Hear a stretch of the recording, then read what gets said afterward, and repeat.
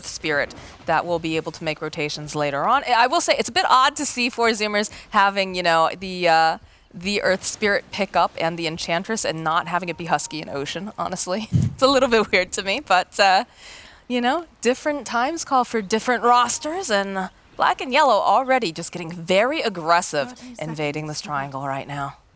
Yeah, it's pretty nice. They have, he went Boots on this Dark Willow, which is an interesting pickup. Just Boots Sentry. He's definitely going to try and play this Ench matchup in a peculiar way. Probably just block the camps, run around, try and waste his early time, bring him off the lane so he gets level starred. It's an interesting way to try and do it. I'm not sure how it'll work out.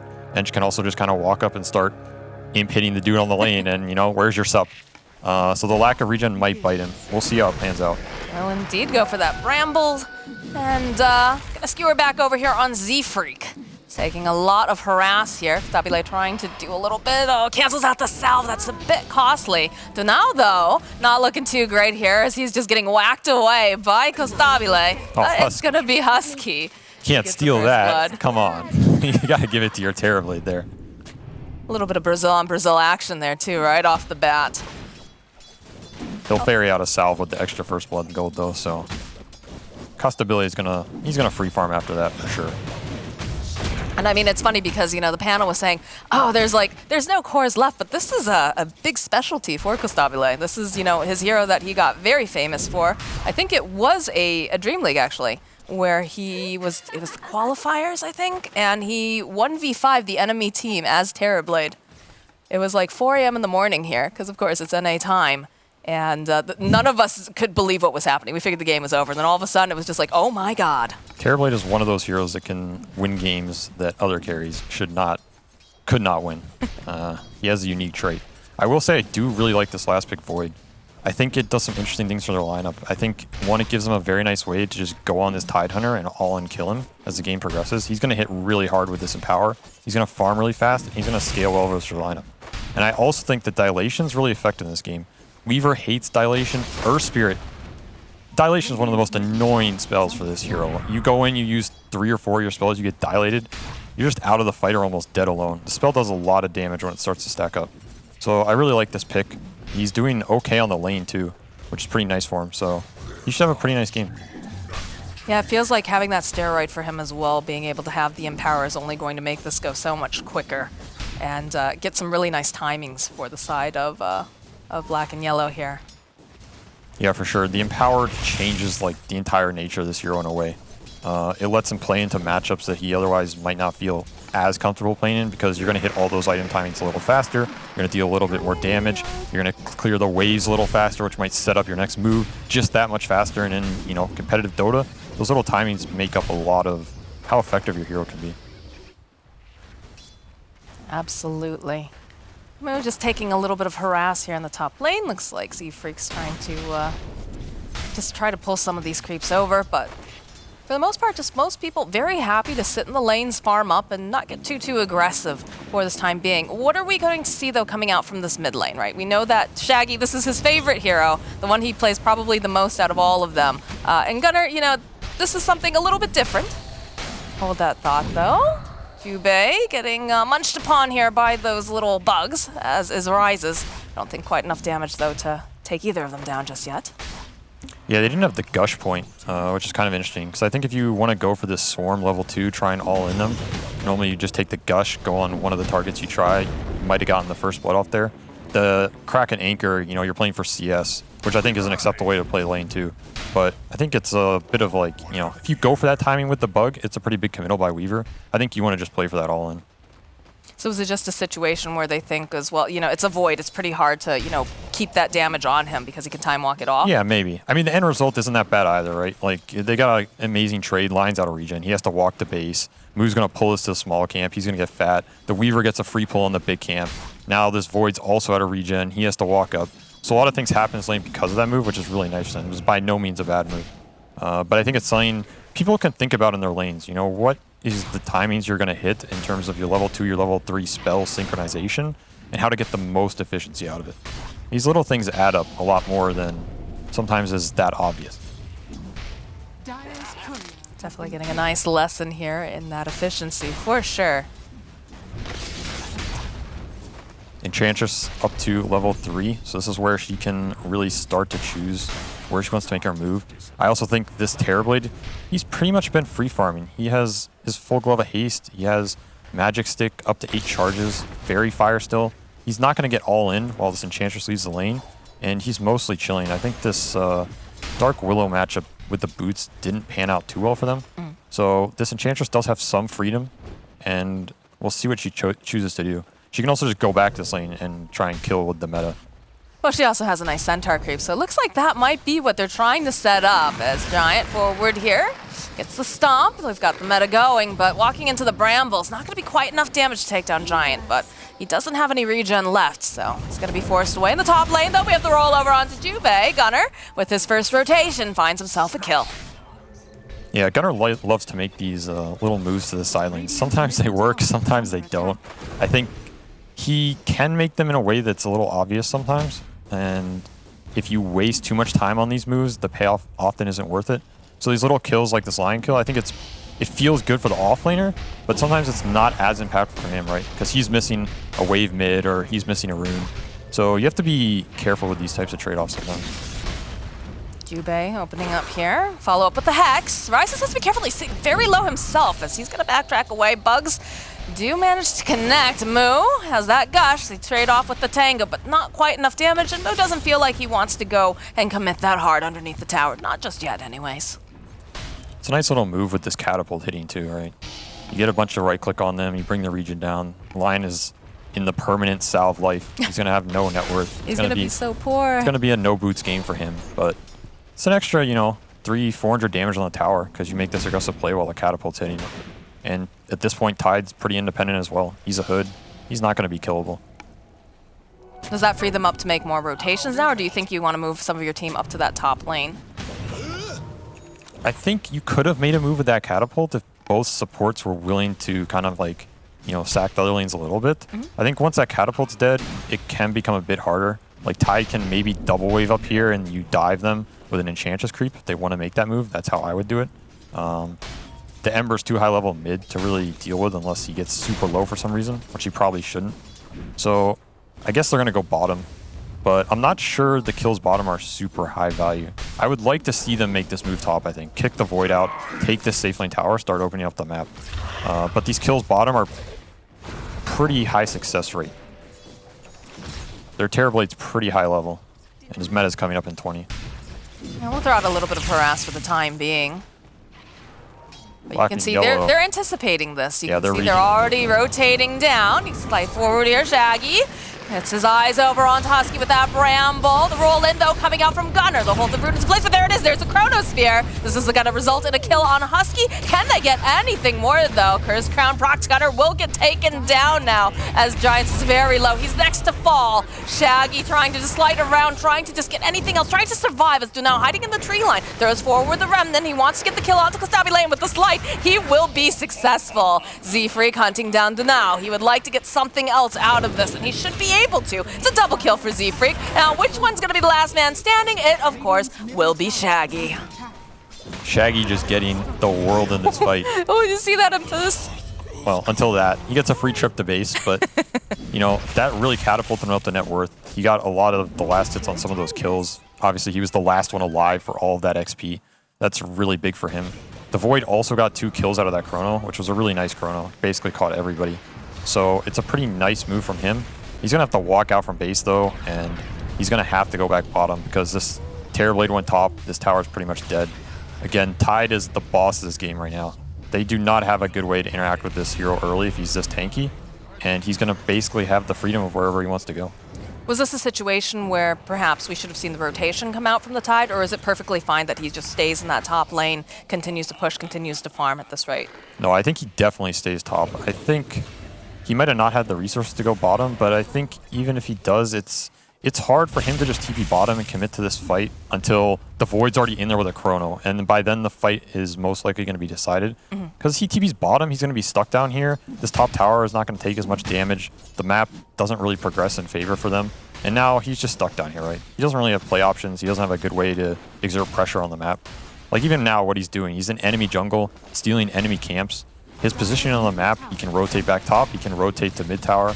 he's in a pretty nice position to do what he wants and use this Ravage for something that's going to progress the game, not just like get them a couple kills in a fight that isn't really for an area they want to control long term. Okay. So do you think perhaps they're going to start making this rotation over to the mid lane? That seems to be a very high value target tower for them to want to take advantage of. Yeah, I think the next highest priority for them is definitely open up this mid tower because it's going to open up the Ancients as well. And whenever you're playing versus Magnus, if you can open up that map, it's pretty nice. Giant does not look too healthy here as Moo does make the rotation, gets the kill. Shaggy is trying to put the damage out over onto Husky, but is forced to just remnant away. Ryze is still here. He's going to have the Chronosphere up in a couple seconds, but I don't think he necessarily... Oh, that's a great snipe there here coming out from Z-Freak as he takes out 2 couriers. Feels very bad. Goes to the Chronosphere. Ryze is pretty angry about this. Gunner rolling into that Chrono. I think he thought that maybe he could pull off some cheeky plays, but not going to quite have it. Top lane, the Sunder gets used on Shaggy. Stabile just going to walk away. Yeah, that was a pretty nice Chrono. I mean, every time Void can get pretty much anything with the Chrono when he's playing with Magnus, he's going to be happy because he doesn't care. He wants the Chrono, get some extra gold, and then he wants to go to the jungle. Use that in power, get super fat. He's the highest net worth in the game now. He's got Mask of Magnus. He's got a couple Ancient stacks.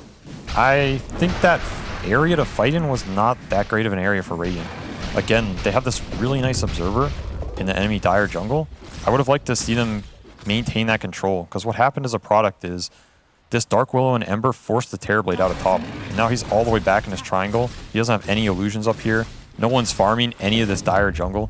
Radiant gave up a lot of control to go take this fight bottom for a fight, in my opinion, that he didn't really have to take. It's kind of like they're getting dragged into, you know. Z-Freak had some good courier snipes. I think you just let him do that, you know, play this lever game. Screw with them a bit. Keep playing the map and progressing the game. It felt like a little bit of a debate, like you're saying, you know, you see all these people down bottom, and honestly, they should be playing more to that top area, trying to secure Ancients and trying to put moves on that mid tower, but do have another little skirmish over here. Giant is going to have to run forward. Ryze is nearby, but this is still looking like a very dead Magnus. Gunner looking for more maybe, but will back out, and they'll find their own kill on Constabile, which is a very, very big kill. Yeah, it's interesting he died in the river, so I guess, you know, I'm not sure why he was exactly there. Maybe he was connecting mid to try and use his meta or something. That's with the roll in coming out from Gunner. Slight forward though from Shaggy. It's also interesting Gunner went for this mech build. This is not something I've seen him do a lot. I think traditional, you know, mid Earth Spirits, you either rush the BKB or there's like a Midas build in there or something. This mech build's kind of interesting. I guess he could try and go for a Greaves later. You can purge Willow spells, you can purge in Ember chains. There's some value, but it's a pretty expensive item to build on a mid core. And I think mech in general, it's a timing item. This item is only as good as you use it to try and gain something on the map. Because this item isn't scaling, right? It's a flat HP game. So the early in the game you get it, if a core buys it, you can get it really early, it's super powerful. So I think this mid fight is exactly what they want. Use the early mech, DD rune, and try and get this mid tower. I'm gonna try to get the Shaggy too while they're at it, as he's still alive and kicking here. He's running away, but still looking fairly healthy, and this is what we're talking about. The battle for this mid tower. Move very forward here, making sure that he is the big wall between them and the tower, because they're afraid of that Ravage for sure. Shaggy, though, just gonna walk away from Gunner. No pain, no gain. Mu wants to defend bottom. Tower's gonna go down though, so it's good that the mag lineup's getting some trades on the map here. I think it's really important. Like, you definitely don't go mid and try and defend this if you know it's not a worthwhile fight, which in my opinion, they can't fight that. Just get the trades on the map, keep playing to your timings, make them come back, right? The fact Tide has to TP back bottom here and deal with this is way better for you than if you can just walk into your triangle after that mid tower. It is a bit silly though, watching him just get wailed away on. In fact, they stay here perhaps maybe a little bit too long. Oh, but they turn it back around with the Chronosphere. Tide, he's a tanky boy, but now following up Fear Spell, next move is gonna get taken out. And now we have the Hex over here on Gunner. He doesn't have much for help. He's got a Z-Freak, and that's pretty much all they can do is they use an RP. They jump forward again using that Slight, and they'll get a kill on Z-Freak to top it off. This was, I'm not sure who was trying to debate who here in this bottom corner, but the outcome is pretty disastrous for Radiant. This is a huge timing for them to lose, and it's really bad to lose your timings versus a mag lineup who's going to scale this hard with 2 cores who benefit immensely from the Empower and are already starting to snowball. And they get a candy kill on the way out. We've got the Maelstrom completed over on the Faceless Void. This farm is just going to start skyrocketing. I mean, it took a long time down here. Used the Ravage, but Rises at the last second here, just managing to time walk and get off a very nice Chronosphere. Yeah, I mean, this fight was... It looks close, but honestly, Dire can just get their heroes here way easier than Radiant. This is one of those fights that, you know, there's a concept. You fight in the corner of the map. It's usually bad for the team who's, like, trying to go there to fight. If you're a defensive team in the corner of the map and they come to you to fight there, it's usually a pretty bad fight for the aggressive team just because it's so far out from anything. Your teammates can't connect. It's not even in a valuable area to gain. Like, let's say Radiant wins a fight down here in the bottom right corner of the map. What do they get out of it? There's no camps down there. There's no area you want to control. Then they have to just go back to triangle or back to mid or whatever.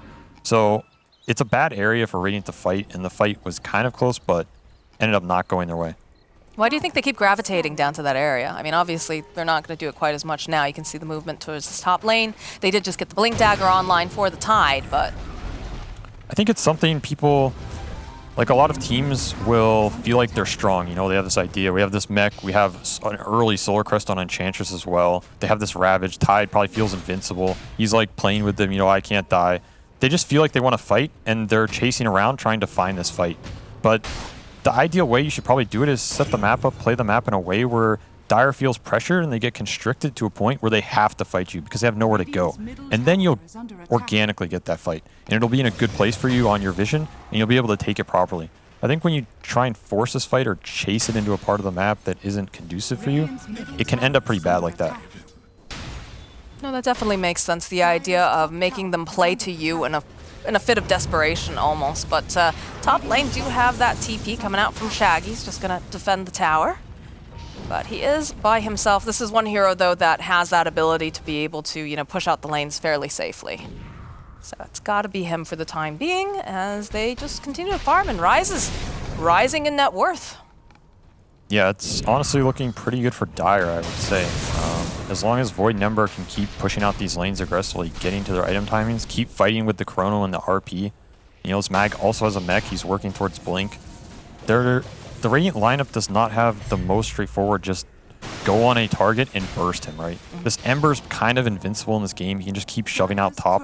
They have to bring like 4 or 5 heroes and coordinate the slow silence while the TB's hitting him with a bug on him and all of this. It's pretty hard for him to die in this game. So he also went bots. It's another great item for him to just deal with the lanes and make sure they can keep stalling this game out and fight when they want to fight, right? Which is with their big cooldown ultis.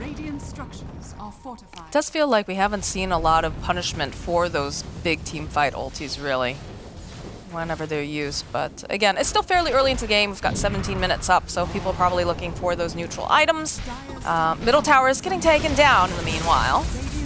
But they have all of their big team fight ultis up. And Zoomers, they're doing what you said. They're kind of forcing fights now. I mean, they're like chasing this mid fight, but they're late, right? Yeah. The smoke was a bit too slow. Costability TP'd in. He wanted to fight. And, you know, he has the stick for the ult, and he had his meta, but they couldn't find it. Well, looks like Jubei will tank the gank. But if you are black and yellow, you are happy that that is the person that ended up dying for it. Pretty much. I mean, the gold difference is 1k. I think forcing this Roche is somewhat the correct move. This is definitely the next objective they want in this game. They have a bunch of minus armor. It's going to die pretty fast. I think Dire should contest this fight, though. If they can get everybody there. Their heroes are amazing around the pit. And we're talking RP, Chrono. Ooh, the roll in, though, over onto the Void with the silence. Can they hold him into place long enough before he can get away? Yes, they'll take down Rises. There will be no Chronosphere this time. Gunner getting forced forward. Here has the Curse Crown on him. They've got the Bedlam Moon jumping forward. They were looking for the RP, but there it is. They'll go and blow up Gunner, get the RP down. They lost it now in the process. Move, putting out damage over onto Shaggy, trying to remove. Will follow up, though, with that fear into the Bramble Maze. Things are looking a little bit tight here. Shaggy goes and finds himself a double kill, and eventually goes into the full triple. Kostabile now forced back. He does not have any help, really, other than Moo. He is a big tanky wall, but there are so many heroes here. They're draining off the mana, just clipping over on him. They've even got the Bedlam back. A finger coming in. It's an ultra kill now for Shaggy, and that's going to not result in Roche for the Zoomers. Shaggy is feeling good this game, I'll tell you that much. He gets to play cleanup crew. His Void goes in, tanks all the big spells for him. He just gets to come in at the end. Radiant overextends a little too deep by this tier 2 tower mid. They had a really nice jump on Void where they burst him, and I think that's exactly what you want to do. It's the best target to burst. Really good usage of the obs. And Gunnar just gets skewered super deep, and they try to take this fight. But like I said, Dire's pretty strong when these fights get clumped like this. I mean, we saw like, you know, two-man chain into this Willow ult, into skewering over the brambles and all of this mess. It's a lot of AoE for Radiant to fight into, and their damage output is pretty dependent on his Terrorblade. So if he's not meted and he's not hitting people, are they really winning the fight? Probably not. I mean, that was the whole issue with the draft originally when, you know, our panel was analyzing. It was like, okay, you've got these great, you know, you've got some silence, you've got some slow, you've got some team fight, but where is that physical damage going to come from? And they had taken out the Medusa. We had taken the Terrorblade, again, something that Kostabile enjoys playing, but if he's not in the position to go for those hits, to be able to dish out that physical damage, they are screwed, like you just mentioned. And they're even worse screwed when you get a separation and it's in a choke point. All that AoE is just so nasty for them to have to deal with and move around. Yeah, and this Void's already up to BKB, so Z-Freak rushed this Vessel, which, I mean, it's pretty nice for his Void. It can help you kind of follow up on the damage and, you know, reward the burst that might not finish him, but he's already BKB'd. He can just run in the fight, and as long as he doesn't get Blink Ravaged all in, if he gets that BKB off, he's pretty chilling. Still pretty neck and neck in terms of net worth coming out from both of the cores over on 4 Zoomers and on Black and Yellow. And it's still a pretty tight game. I think the net worths are close, but I would favor Dire pretty heavily at this point. I think Earth Spirit's net worth is a little fake, right? He has a mech, he has an Ogre Club. He's tanky, but he's not that high level either. He's only level 11. This Void's 15, this Ember's 16. He's pretty underleveled, and his items are not doing a huge amount in the fight, so I think Radiant's pretty far behind at this point. They need a really good fight into this Roche Pit, which is what they're looking for. Yeah, they're forcing again, though. You can see the positioning. They do have the Ravage available, but there's also the Chronosphere backup. And you can see Black and Yellow, they're grouping very tightly together. They have a feeling that something's happening. No one's showing in these lanes. Do have a partial smoke on the 4 Zoomers. Mag just got his Blink. That's a big item timing right there. I even think Jubei can just... They might have even just been able to... I mean, they were waiting for this Blink, but for example, he can just bait out a jump and play with buyback. And it might just set up the fight really nicely for them. Because these heroes, Radiant's heroes have to commit with the jump, right? Neither of their supports can really just like casually go on people that easily at this point. They're gonna poke a little bit over here at the Dark Willow, but they'll get the skewer away. This is not looking good for Gunnar. He's not gonna be able to survive this despite having that mech, maybe? Oh no, he pops. He indeed pops. Yes, this was a little bit about what I'm saying. If their cores commit on a hero, like one of these random supports, right? They commit on a Lion, they commit on a Dark Willow, then these 3 Dire cores just see how the fight's developing. And in this case, you just blink, skewer him back. The fight's set up in such a weird position for Radiant. You know, Moo doesn't want to blink in and Ravage because his TB might not be able to gap close and hit during the stun. So it's very awkward. I think it's interesting that we, uh-oh, this is not looking good for Huskies. Just being held in place, that Wild Wing can't really help that much with the aura. And they've got Vestal Charge on, throw out one of the Shadow Realm hits, and that's just a dead Enchantress. But I was gonna say, you know, we have that Blink Dagger on the Magnus, right? But it feels like Zoomer's constantly just walking into him. That he's not really hunting most of the time. It's just they present themselves to him, and he finds the right angle to split the fight. Yeah, I mean, this Mag is happy to just basically empower bot, follow his Void, follow his Ember, make sure they're empowered for most of the game, and just get his 1 or 2 items that he feels he needs. He's confident his 2 other cores are going to carry, which I think is a valid way to view the game. I think there's, you know, there's always a lot more you can usually do on any role in any Dota game in terms of asserting your own self on the map, getting fatter. Like, I think his net worth could be higher in this game, but it's not vital to their game plan, right? Their game plan is get this Void farm. He's really farmed. He has a full meal in here. He is going to go in and he's going to destroy somebody. I mean, just he a already question has of who been. it is. He already has been. He just waltzes on in. In fact, walks directly into Moo. Hey, Moo. It's a nice bash to start off. Up with the Bramble Maze. Finger. Trying to hold him into place here. They do have the Lotus Orb on him, but it doesn't matter. Rises just smacks him around. They might just choose to go into the Roche pit here. This Void will clear it pretty fast, and without this tide... There's no buyback either. Yeah, there's no way Radiant can contest. No. It's a free Roche for them. Maybe Gunnar gets one of his patented Aegis steals here. He's pretty good at it. He is very good at it, agreed. At a certain point, whenever we played versus him, we basically just said stop hitting Roche and wait till he goes in the pit. You just wait till he jumps in, you kill him, then you kill the Roche, because otherwise he's going to snatch it every time.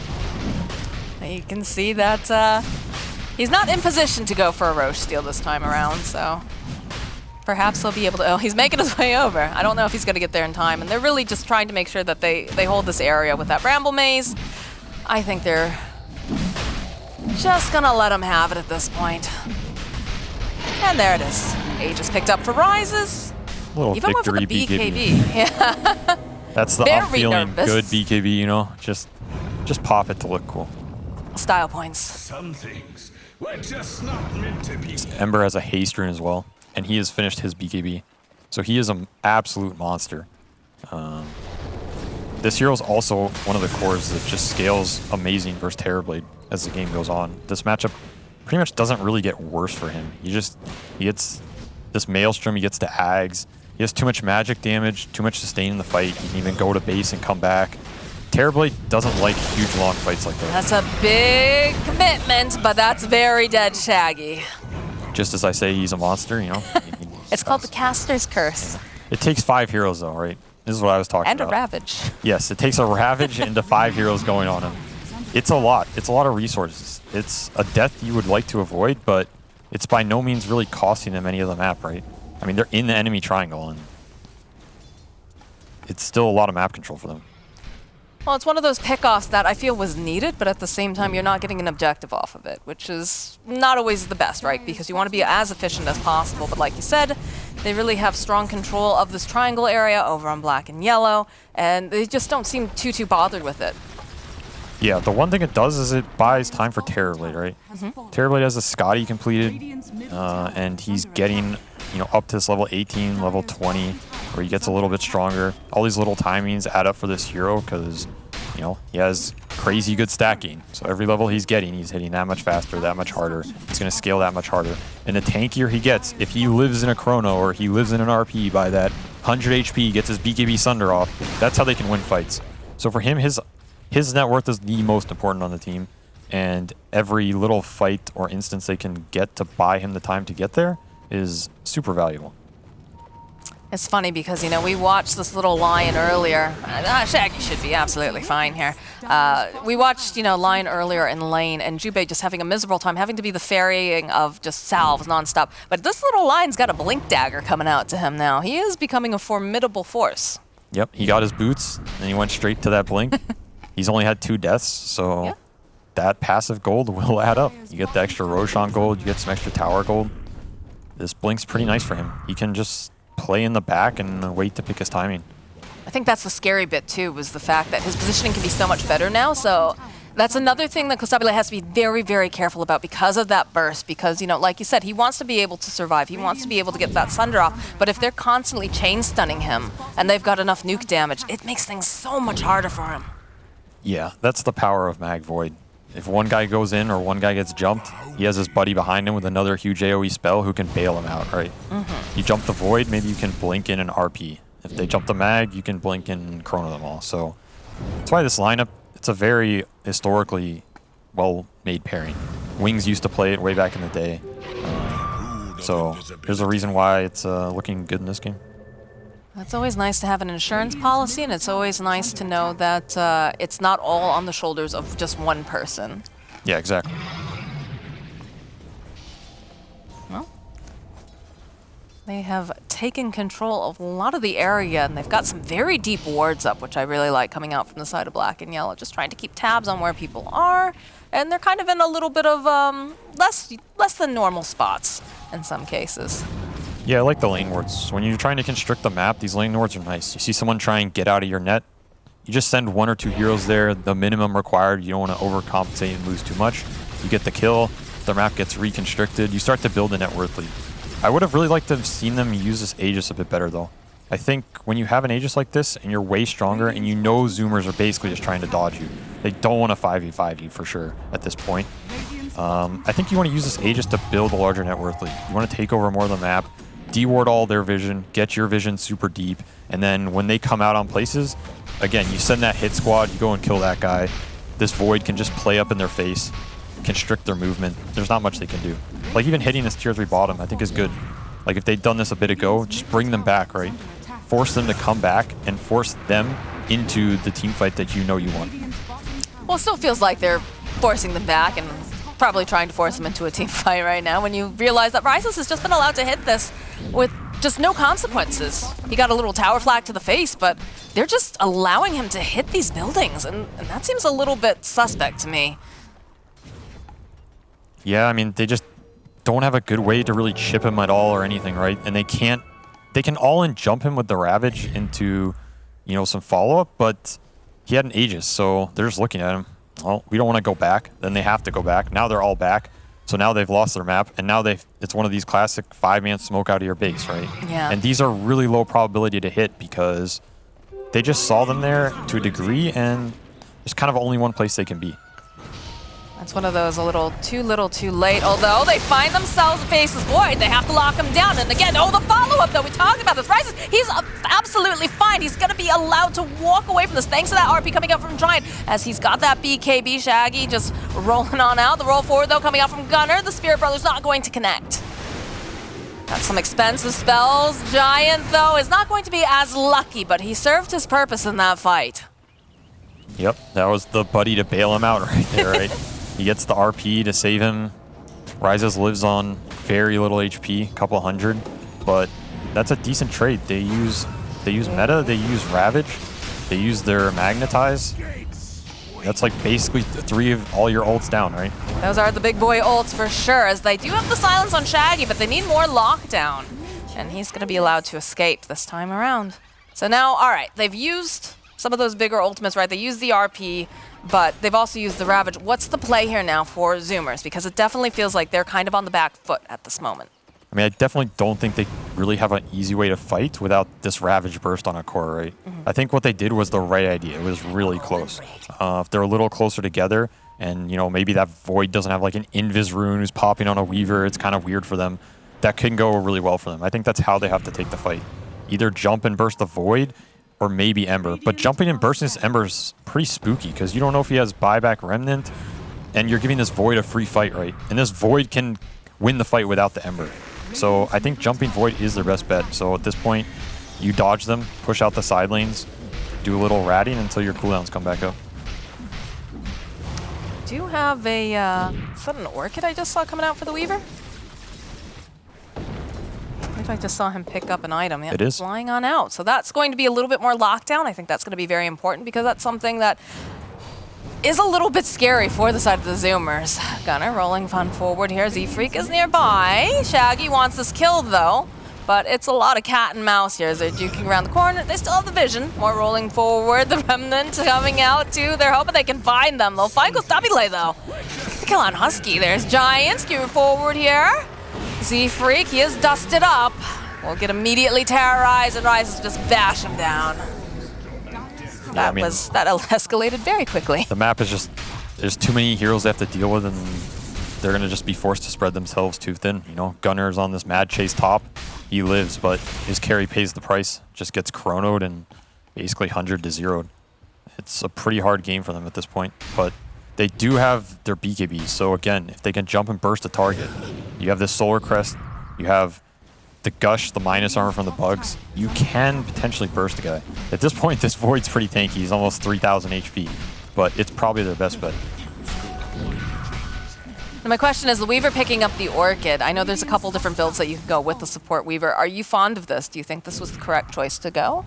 I think Orchid on subs is good when you get it at a timing that it's going to allow you to put a fear in an enemy hero, right? Like, I mean, the most classic example is you have an Orchid versus Storm or something, and he's afraid to jump because he jumps in the fight and he gets Orchided and he just dies. I think that's when that item shines on supports. I think at this point in the game, I'm not sure what it's doing to the enemy cores at all. I don't think any of the 3 cores really care. Ember and Void both have BKBs. Orchiding Mag can be good because when he jumps in, you can kind of stop the chain of a Horn Toss skewer or an RP skewer. I think that could be something to look for in the fights. It also allows him to go on a support and try and ult on a support, right? If he finds Lion, he gets the bug Orchid on him, he might be able to solo kill him with a Vessel charge as well. So there are some things that could make it pay off like really high in the fight, right? The payoff's really high if he gets one of those things to happen, but it's not something that's going to help them answer the Void or the Ember directly. Dire are scanning. Another 5-man smoke coming out from the side of the Zoomers. They're hoping they can get the jump over on black and yellow, and they're also just very tightly clustered over on the side of the Dire map. No one is showing, so I'm sure that they assume something, as the Void already has himself a full silver edge. Sweet Jesus. Yeah, he's farmed. He also has Titan Sliver. He's pretty tanky. A little extra status resist for 3000 HP goes a long way, especially when you're playing in a game like this where they have to jump and burst you, right? But Mood does have a refresher, and this is really big, because again, what it means is the interval in which they can jump and burst the targets that they have to burst goes up considerably. Ravage is not, the high level Ravage is not that easy of a spell to like jump into when he's jumping you, right? It's very easy that this mag might just make a mistake. He might not have the proper range, be positioned to bail his Void out if they can jump the Void. Rises, breaking this Tide Hunter. There's not gonna be, look how fast Gunner just turns around like, nope, nope. Oh goodness. Yeah, it's a lot of damage at this point. They also have a gem on Jubei, which I really like. I like when you're in these positions, when you're ahead, and one of the supports or super rich core, though nobody's ever gonna really do that, you know, cores are too greedy. You pick up this gem, just go D-ward everything. If you know they don't want to fight you, they're going to give up all their vision on the map. And that should be a consequence of you being stronger. Yeah, he's had that for a while now, too. It seemed like they realized which way the wind was blowing for a while and wanted to make sure that they could keep tabs on the Weaver and take down a lot of that vision. As you can see, the map fairly dark right now. Yeah, the Radiant's last... I guess they have one more ward on this river, but this one might die soon, too, if the Lion chooses to go there. I mean, obviously, they also get the benefit of the gem versus the Weaver, which is super nice, because you do run out of sentries. You spam these sentries, you're just not going to have them. Ooh, they can see you here, friend. Hex sidestepping, though. I can't get away from that finger death. Not this time. So a nice little pickup there in the top lane. I think something to consider is people probably would look at this Orchid and go, oh, well, he could have gone Ags, right? And then you have this Ag save for all these big ults, which can maybe do something. But I feel like Ags is...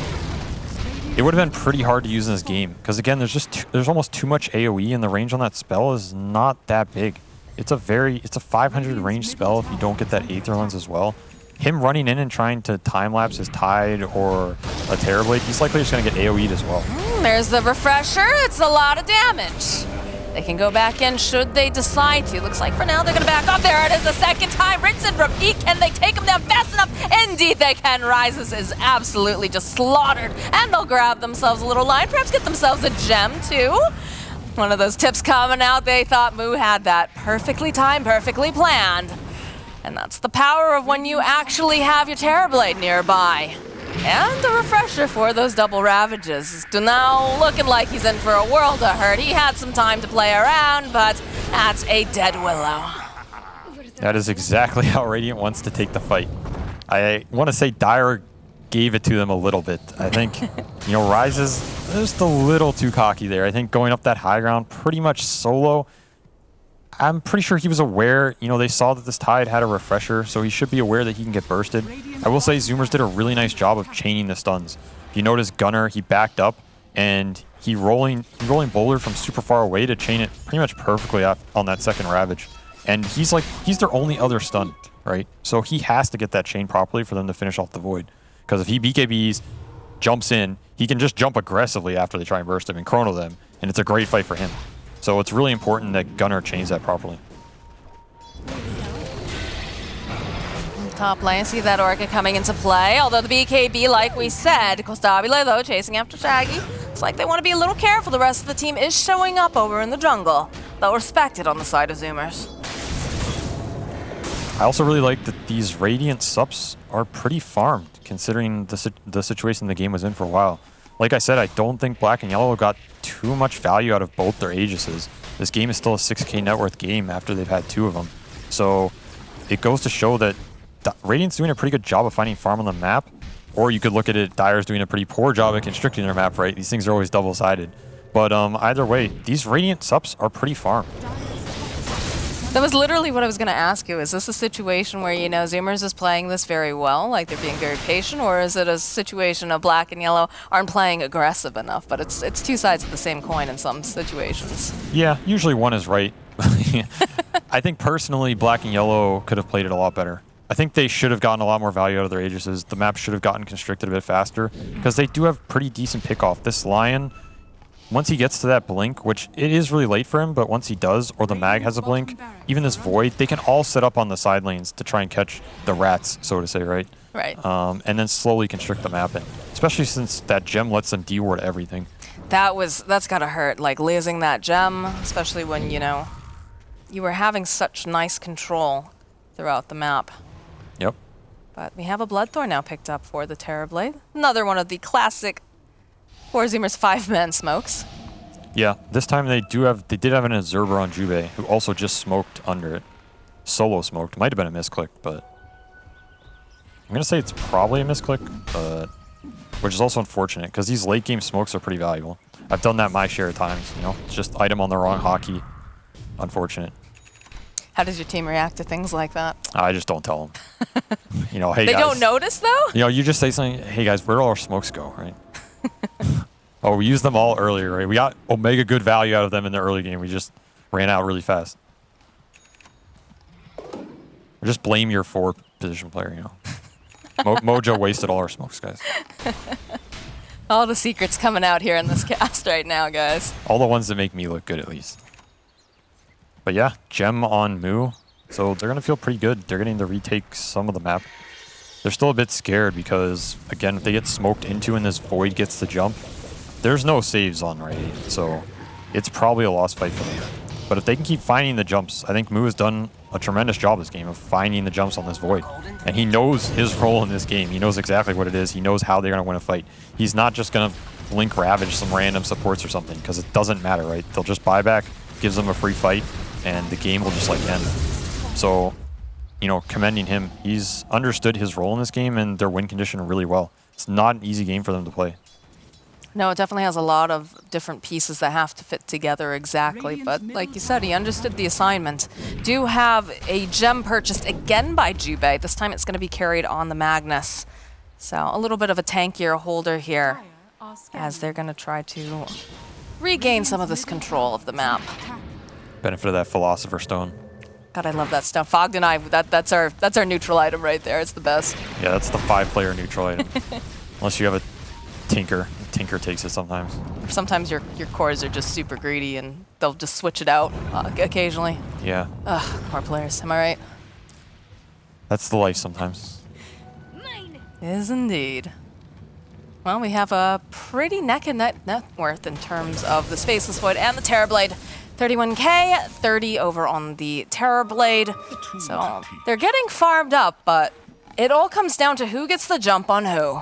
Pretty much. I still think pretty much either team can die if the initiation goes This that could way. be a big initiation as Rises gets the Chronosphere off the zip forward. Doesn't matter, they'll be able to take down Move very quickly, and they'll take down Z-Freak. Both of them, though, of course, having that buyback should they need it. Yeah, I mean, they were trying to deward this high ground, but just unfortunate timing. Rises gets the double chrono, and like I said, whoever gets jumped in this game, they are not surviving. It's incredibly high damage from both sides. It is the 0 to 60 for sure. Tower's gonna go down though here in the mid lane. Doesn't look like they want to have to buy back, but they're gonna have to do it anyway. Z-Free first one to get back into action here. It's gonna be difficult. They've got to lock down Rises, and Gunner being a little bit off the mark. Buyback now coming out from Tidehunter. They want to get back in there. They'll be able to get themselves a consolation prize in the form of Dunal.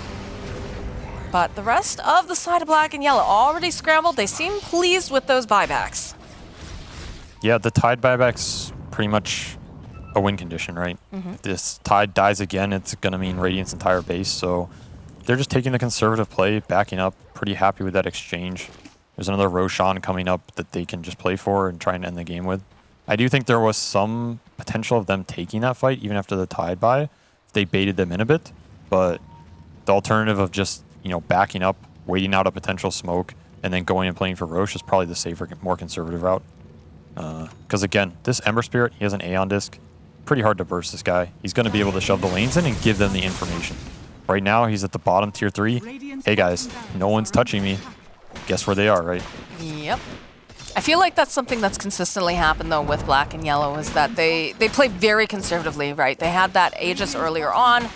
They weren't quite as aggressive as you would have liked to see. They're all forward, though. Perhaps they can make something happen. Break again. They have the Aeon Disc, though, and they don't have enough lockdown. So they'll be able to chase him out of the base, but they know exactly where the 2 cores are over on the side of 4 Zoomers. That Aeon does get the cooldown increase, though, so get some little value there. And this Terrorblade has an Ag, so he just gets to use his Terror Wave instead of his full meta, which is pretty nice for little goes like that. You just want to poke some spell out, poke some item out. It's a bit lower committal. This Fear also gives them another stun, right? It's a way to follow up on the Ravages or an Earth Spirit roll, give them that window to burst the target that's a little bit longer. So, and this Terrorblade's top net worth, he does do a lot of damage. This Bloodthorn with the buffs, the minus armor that's coming out from the bugs and the gush. Radiant's lineup can easily win these fights if they get the right jump. They're now just doing some scouting here over in the Roche pit. That's the next big objective. I do like the fact that Moo has the ninja gear. I think this is going to help out quite a lot for him in being able to get that positioning that he really needs to be able to set up these fights. But it's going to be difficult for him as well.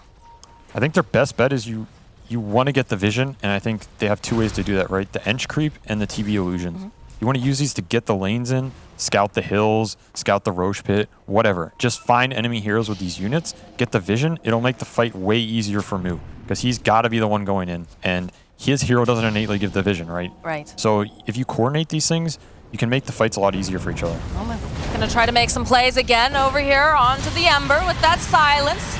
And they're doing a decent amount of damage, but the Aeon Disc gets back up again. They just can't follow up. It rises. Okay, there it is. Moo. He jumps in immediately. They have so much damage. They just blow up rises, and he does not have buyback. That was crazy patience from Moo. I thought he was going to try and ravage this Ember because he was, you know, pushing it a little to the limit, and they knew he didn't have his Aeon. I guess it was coming up on CD, so pretty close. But again, Moo knows his win condition. Find the Faceless Void, instantly ravages him. No hesitation. That's exactly how it should be done, and his whole team should be on that same page. And Roche is up. Damage coming out from Constabulate is just absolutely insane. So if they can set it up for him, it looks so incredibly scary. But like I said, Roche is up, go right into that pit, and there's no Faceless Void to contest this. Gunner rolling forward. He sees himself a Dunao here. Again, that silence. They've got the Spirit Vessels. He's got his own Aeon Disc. You have to push some of that off, but they're just hunting it. I'm not even sure this is necessary. Is this one of those situations where they should have just continued in the pit, or? I mean, it's pretty tempting to get these, like, freebies, because Faceless Void's dead, right? Yeah, if get Void's the dead, kills. Dire's not fighting. So another free kill. Now Willow's dead for 70. His Aeon also gets popped. That cooldown is increased. They're still going to be able to do the Roche because it just dies too fast. I think it's the correct call. They had amazing vision for it as well. They have full vision around this Roche pit. Shaggy getting silenced here. Just trying to fight here against Gunner, but Gunner needing a little bit of help. In fact, Shaggy coming back. He's gonna have to use that Remnant to run away. Gunner's going for a Nullifier, it would look like. You sound baffled a little bit with some of these choices that he's making this game. For a second, I thought, you know, maybe he's getting that Radiance pretty spicy, but no, Nullifier makes sense. It's a way to deal with these Aeon Discs, a way to purge basically a lot of these support utility items that come out in the late game. It's a very powerful late game item, especially in these types of games where you have to jump and burst somebody, because it eliminates a lot of save potential. Like some of these random 4 staffs or glimmers. That doesn't have any in this game, but you don't know when someone's going to randomly pick one up, right? That's part of the strength of this Nullifier. But obviously the big thing is these Aeon Discs, letting them jump, purge them, get another chain stun. Again, they're just slowly increasing these windows with which they can burst somebody. And that's going to make the fights way easier for them. Oh my god, they have a Wind Waker on Enchantress at this point.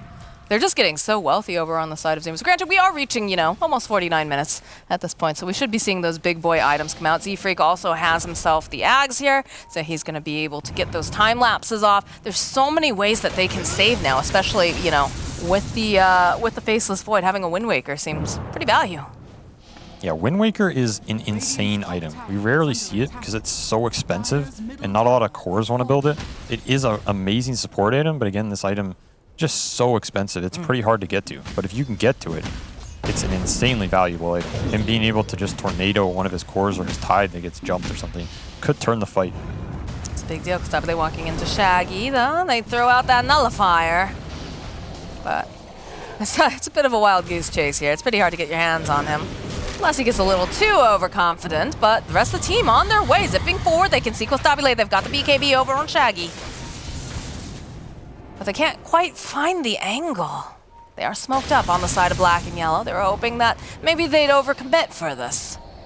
Throw out some bugs. They need that vision. That's very important. Rises over in the corner, waiting patiently, hoping that they're going to try to make another move. But patience is also the strong point of 4 Zoomers, as they'll stand on the high ground and see if the fight will come to them. I do think Dire should think about how they set the fight up for this Void. I don't think you just want to go into fights and be, you know, hey, go get a chrono on somebody and not get jumped by Tide. It's pretty hard for him to just do that on his own, right? I think this Ember going in and giving vision, for example, trying to find the Tide Hunter, maybe Lion just blinking in, giving some vision with a buyback. He shows up. He's going to go for the double to follow through, though. They have the time lapse, though, and there it is. There's a second Chronosphere, but there's a whole fight going on the back lines. His move is just engaging everyone. The split, though, it's just, he's doing so much damage here. You can see that Wind Waker coming into play. Husky trying to run for his life. He's not going to be able to. Rice getting the double kill, but Constabile going in, uses the Sunder. They get the RP off, the roll forward. They want this kill on the Spaceless Void, but he has a Satanic. They'll go, they'll use the Nullifier. They want to get this kill. They have the Lotus Orb over on him. They need to get their hands on them, but they're able to run away. A whole lot just happening all at once. Yeah, that was a crazy fight. It basically got split between the Ravages on the backside and the double Chrono on the front side. So you have 2 huge AoE spells basically zoning both teams. But obviously, Void does way more damage than Tidehunter in those intervals. So it favored Dire, and they got the Gunner buyback out of it. They got a huge amount of the Terrorblade spells pop. Shaggy going a bit deep here. I'm not sure that was necessarily the play because there's a lot of damage that they can just dish right back out again with that silence. A little bit more damage over to Shaggy. Can they get the kill? But no, it looks like they'll be able to maybe take down. Yeah, all right, they'll be able to go take down Gunner. Gunner coming back up again. The Hex coming out. They'll lock into place. That Aegis going, they'll back off. I think this is exactly what Shaggy should do in these intervals. When the Ravages are down, just go super ham. Just go in there, run into 5 heroes, make something happen. Because if Radiant commits to the fight without these Ravages, again, free fight for Void, and he's going to clean everybody up. He's going for a little bit more burst damage with the Dagon play now. Yeah, I like it. Definitely a Shaggy move. It definitely is a Shaggy move, absolutely. Constabile, though, getting just skewered right back in. He's getting bashed into place here. He's got to turn around. He's got to try to fight Rises. The buyback, though, over on the Willow. These bashes are too good. There's going to be the Wind Waker, though, trying to buy just a little bit more time, but there it is. They just zap him down. He's dead. Jumping forward. There's the GG call. Beautiful plays coming out from the side of black and yellow.